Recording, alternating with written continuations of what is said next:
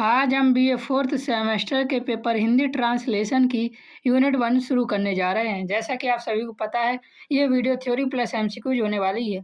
चाहे आपका paper theory का हो या एमसीक्यूज का, आप यहीं से पढ़ के 100% स्कोर कर पाएंगे। मैं आपको थ्योरी इस प्रकार से करवाऊंगा कि आपके सारे एमसीक्यूज उसी में कवर होंगे और प्रत्येक टॉपिक के बाद में मोस्ट रिपीटेड एमसीक्यूज जो कि पेपर में हर साल आए हुए हैं उनको लूंगा।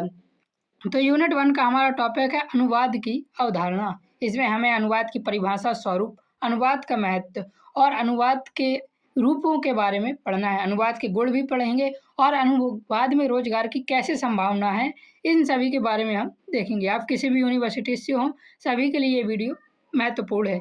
इसी पर हम कंप्लीट यूनिट कंप्लीट करेंगे।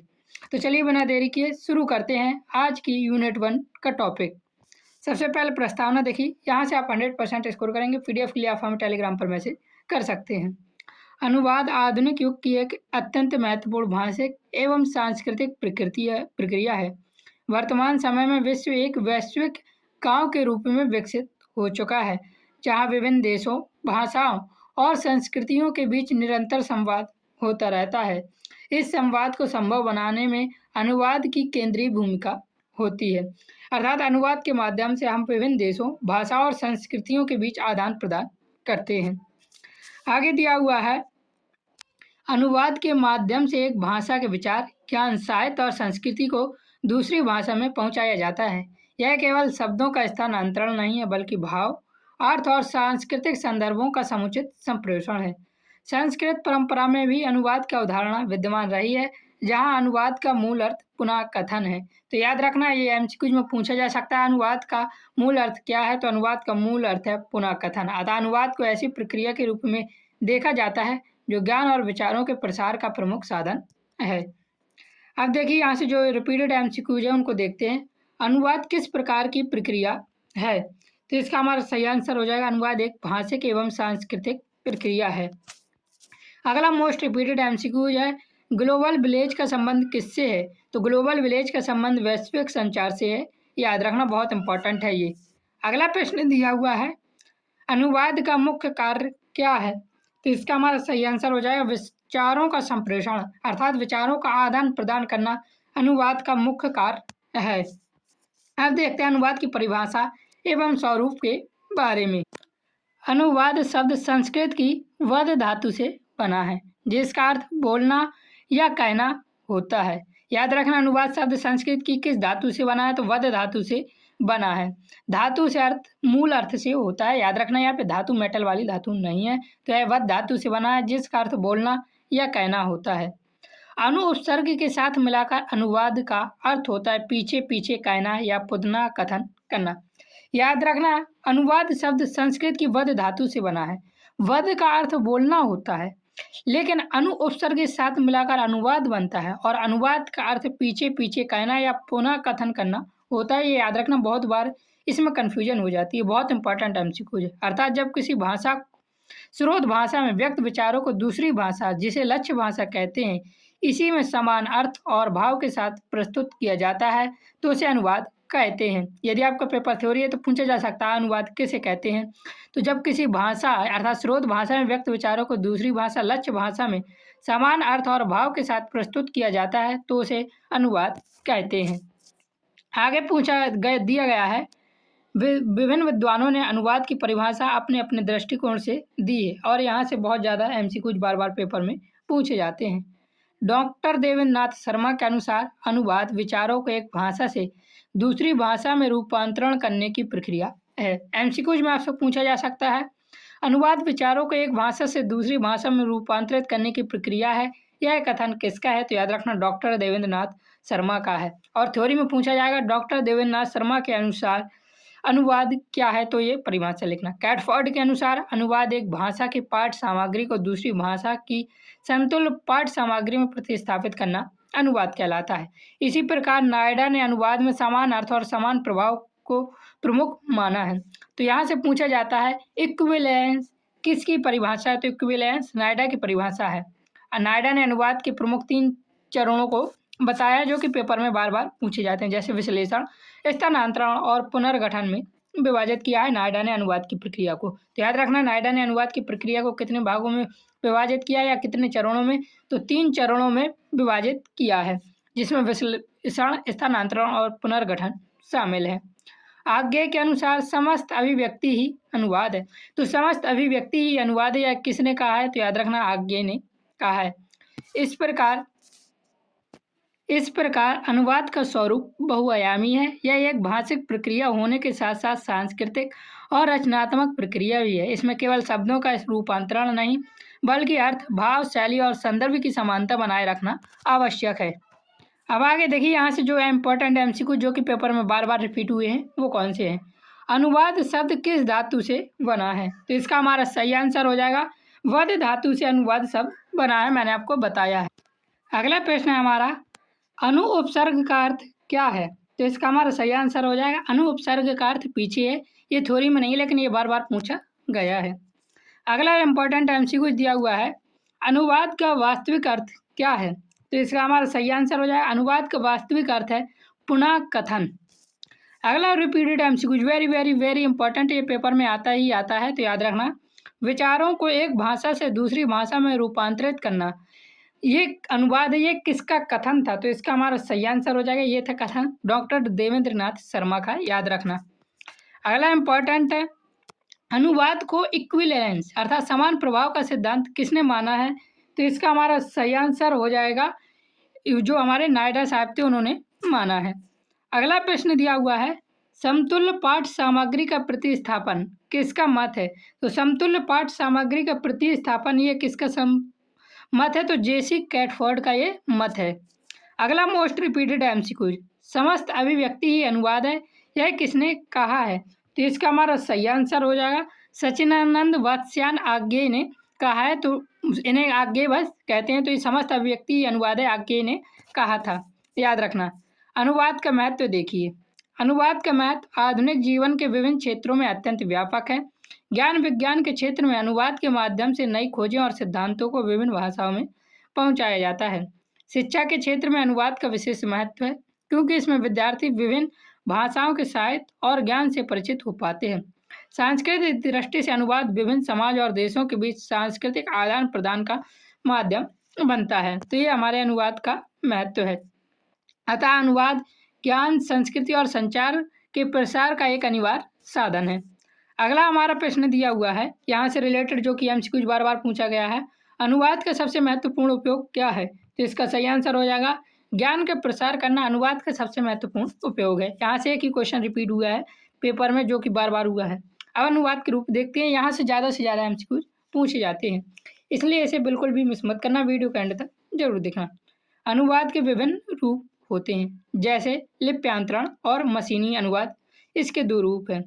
लिप्यांतरण वह प्रक्रिया है जिसमें किसी भाषा के शब्दों को दूसरी भाषा की लिपि में उसी उच्चारण के अनुसार लिखा जाता है। इसमें अर्थ में कोई परिवर्तन नहीं होता है। तो लिप्यांतरण क्या है? किसी भाषा के शब्दों को दूसरी भाषा की लिपि में उसी उच्चारण के अनुसार लिखा जाना ही क्या लिप्यांतरण है। इसमें अर्थ में कोई परिवर्तन नहीं होता है। उदाहरण के लिए, जैसे हिंदी शब्द नमस्ते को हम अंग्रेजी लिपि में नमस्ते ही लिखेंगे, ये नमस्ते ही लिखा है। और इसी तरह चेन्नई को तमिल में चेन्नई लिखा जाता है, ये चेन्नई में ऐसे चेन्नई लिखा जाता है, याद रखना, तमिल में।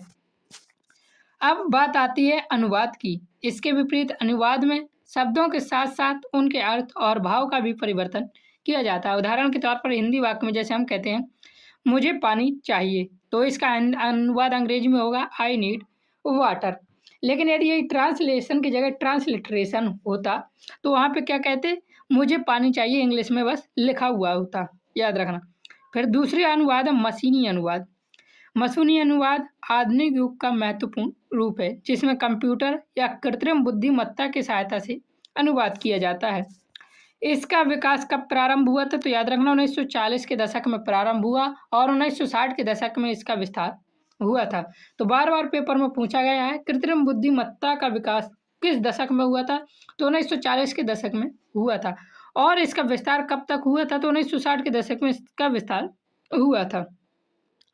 तो इसके प्रमुख उदाहरण भी दिए हैं कृत्रिम बुद्धिमत्ता की सहायता से अनुवाद के, जैसे गेटा फ्रांस, सुशी जर्मनी का है, अंगला भारती 1994 और अनुसार का भारत के इसके प्रमुख उदाहरण हैं। तो याद रखना गेटा कहाँ की है, तो गेटा फ्रांस, सुशी जर्मनी, अंगला भारती भारत की, अनुसारिका भारत की। अनुलगा जो अंगला भारती है ये पेपर में बार बार पूछी गई है, कब विकसित हुई, तो 1994 में ये विकसित हुई थी, इसे मुख्य रूप से याद रखना। मशीनी अनुवाद की प्रमुख विधियां सीधी अनुवाद पद्धति तथा अंतरण पद्धति, ये दो पद्धति मशीनी अनुवाद की पद्धतियां हैं। यहाँ से पूछा भी गया पेपर में, जो मोस्ट रिपीटेड एमसीक्यू जो उसमें दिया हुआ है, ट्रांसलिटरेशन का अर्थ क्या है। तो ये ट्रांसलेशन और ट्रांसलिटरेशन दोनों अलग अलग चीज़ें, मैंने आपको बताया था। तो ट्रांसलिटरेशन का अर्थ होता है लिपि में परिवर्तन करना, ट्रांसलिटरेशन का अर्थ है। और ट्रांसलिटरेशन में क्या नहीं बदलता है, तो ट्रांसलिटरेशन में अर्थ नहीं बदलता है। नमस्ते को अंग्रेजी में भी नमस्ते ही लिखते हैं, ये ट्रांसलिटरेशन है।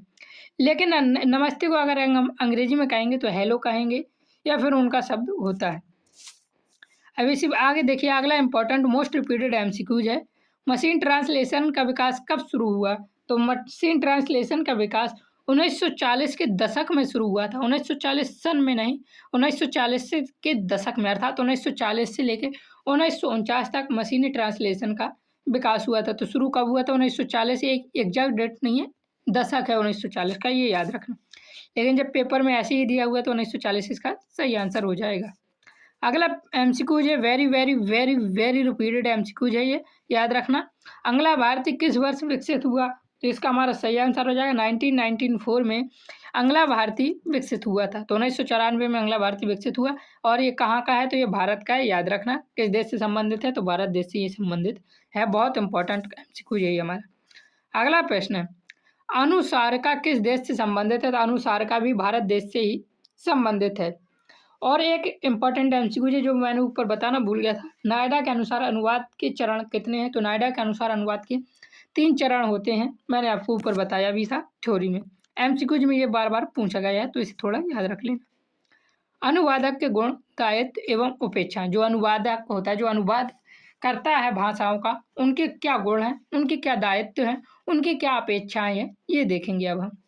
एक सफल अनुवादक के लिए स्रोत और लक्ष्य दोनों भाषाओं का ज्ञान आवश्यक है। तो याद रखना, पेपर में ये क्वेश्चन बार बार पूछा गया है। अनुवादक को कम से कम कितनी भाषाओं का ज्ञान होना चाहिए, तो 2 भाषाओं का ज्ञान होना चाहिए अनुवादक को। कौन कौन सी, तो स्रोत और लक्ष्य 2 भाषाओं का ज्ञान होना चाहिए। उसे विषय का भी पर्याप्त ज्ञान होना चाहिए। किसको, अनुवादक को विषय का पर्याप्त ज्ञान होना चाहिए, जिस विषय में वो अनुवाद कर रहा है और जिस विषय से वह अनुवाद कर रहा है। अनुवादक में रचनात्मक भाषा की शुद्धता तथा स्पष्ट अभिव्यक्ति होनी चाहिए। उसका दायित्व है कि वह मूल अर्थ और भाव को सही रूप में प्रस्तुत करे। अनुवादक से अपेक्षा की जाती है कि वह निष्पक्ष, सटीक और स्पष्ट हो। आज्ञा के अनुसार अनुवादक को स्व से शून्य होना चाहिए। यह क्वेश्चन में बार बार पूछा गया है, स्व से शून्य किसके अनुसार होना चाहिए अनुवादक को, तो आज्ञा के अनुसार होना चाहिए। याद रखना, ये बार बार पूछा गया है। देखिए यहाँ से रिपीटेड एमसीक्यू कुछ कैसे पूछा गया है। एक अच्छे अनुवादक के लिए क्या आवश्यक है, तो इसका हमारा सही आंसर हो जाएगा, एक अच्छे अनुवादक के लिए भाषा का ज्ञान, विषय का ज्ञान और रचनात्मकता, ये तीनों ही आवश्यक हैं। तो इसका सही आंसर हो जाएगा उपयुक्त सभी। दूसरा रिपीटेड एमसीक्यूज है, अनुवादक का मुख्य दायित्व क्या है, तो इसका सही आंसर हो जाएगा मूल भाव बनाए रखना अनुवादक का मुख्य दायित्व है। अगला प्रश्न, स्व से शून्य होने की बात किसने कही, किसने कही थी कि अनुवादक को स्व से शून्य होना चाहिए। तो आज्ञा ने कही थी, पूरा नाम सच्चिदानंद वात्स्यायन आज्ञा, इनका पूरा नाम है। इन्होंने स्व से शून्य होने की अनुवादक को बात कही थी। याद रखना, वेरी वेरी इंपॉर्टेंट है, यही पेपर में रिपीट हुआ है बहुत बार। अनुवादक में रोजगार, अब आप लोग, कई लोग बेरोजगार होंगे, तो एक यदि आप रोजगार पाना चाहते हैं तो अनुवादक एक अच्छा करियर विकल्प माना जाता है। वर्तमान समय में अनुवादक एक महत्वपूर्ण करियर विकल्प माना गया है। विभिन्न क्षेत्रों जैसे सरकारी विभाग, मीडिया, प्रकाशन, अंतर्राष्ट्रीय संस्थाएं और आईटी क्षेत्र में अनुवादकों की मांग बढ़ रही है।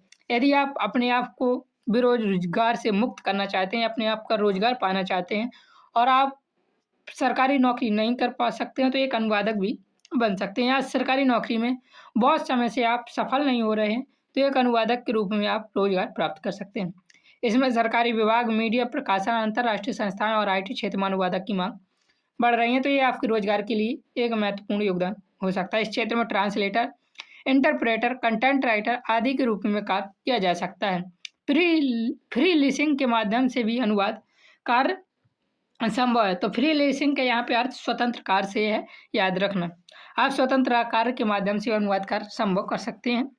तो यदि आप बेरोजगार हैं तो एक बार और आपका मन लगता है या आप मल्टीलिंगुअल हैं तो अनुवाद में आपको रोजगार भी मिल सकता है। ये थोड़ा अच्छी चीज़ हो गई हमें पढ़ने के फायदे। तो यहाँ से जो रिपीटेड एमसीक्यू जो भाई यही पूछा गया है, फ्रीलांसिंग का अर्थ क्या है? तो फ्रीलांसिंग का अर्थ स्वतंत्र कार्य है, मैंने अभी आपको बताया है।